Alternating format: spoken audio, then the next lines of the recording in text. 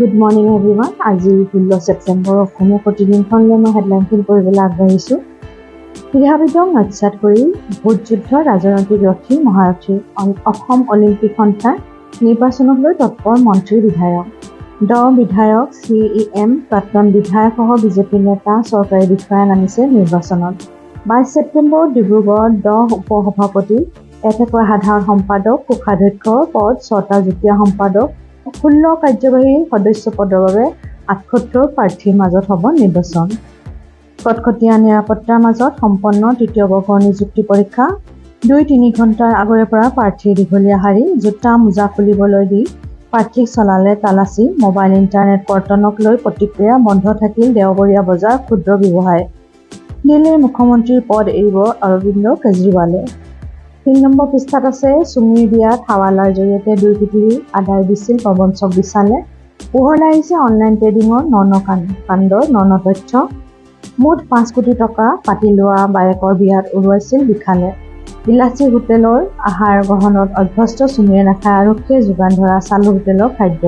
আহাৰ গ্ৰহণ নকৰি অসুস্থতাৰ অছিলাৰে চিকিৎসালয় যোৱাৰ পন্থা লৈছে চলনাময়ী চুমিয়ে।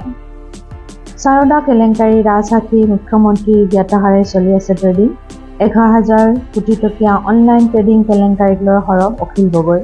কেলেংকাৰী নায়কৰী মন্ত্ৰীপত্নী আদিৰ সম্পৰ্কৰ তথ্য পোহৰলৈ অহাৰ মাত্ৰকে মিয়া বিৰোধী ঢোলটো কোবোৱা হ'ল।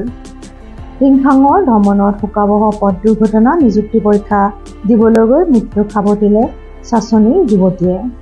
5 নম্বৰ পৃষ্ঠাত আছে সৰু বৰ বাহনেৰে কচুতলি ত্যাগ, পৰিয়ালৰ উত্তেজনাৰ মাজতে সোণাপুৰত অভাৱনীয় পৰিৱেশ। নিজ নিজ গৃহৰ টিন চালি-খুলি সা-সামগ্ৰী লৈ লাহৰীঘাট, মঙলদৈ, বৰপেটা, গুৱাহাটীৰ নিৰাপদ স্থানলৈ ৰাওনা। কচুতলিৰ মূল প্ৰৱেশ পথত দল সংগঠন, ৰাইজৰ প্ৰতিবাদী কাৰ্যসূচী। উচ্ছেদ অভিযানক অবৈধ আখ্যা বিধায়ক অখিল গগৈ। ন্যায়ালয়ৰ নিৰ্দেশ উলংঘাৰে সোণাপুৰত চলোৱা হৈছে উচ্ছেদ। গুৱাহাটীৰ বাতৰিত আছে কটাহবাৰীত তীব্ৰ চাঞ্চল্য, অটোৰিক্সাৰ ভিতৰত যুৱকৰ মৃতদেহ উদ্ধাৰ। চন্দ্ৰপুৰত জলাশয়ত ঘন জংঘলত যুৱতীৰ মৃতদেহ উদ্ধাৰ। 3 দিনে সন্ধানহীন হৈ আছিল প্ৰতিভা দেৱী। 8 গাঁৱত মদ ড্ৰাগছৰ মুকলি আড্ডা। উৰণসেতুৰ তলত দিনে নিশাই নিচাজাতীয় সামগ্ৰীৰ প্ৰচলনত ভয়াৱহ পৰিস্থিতি।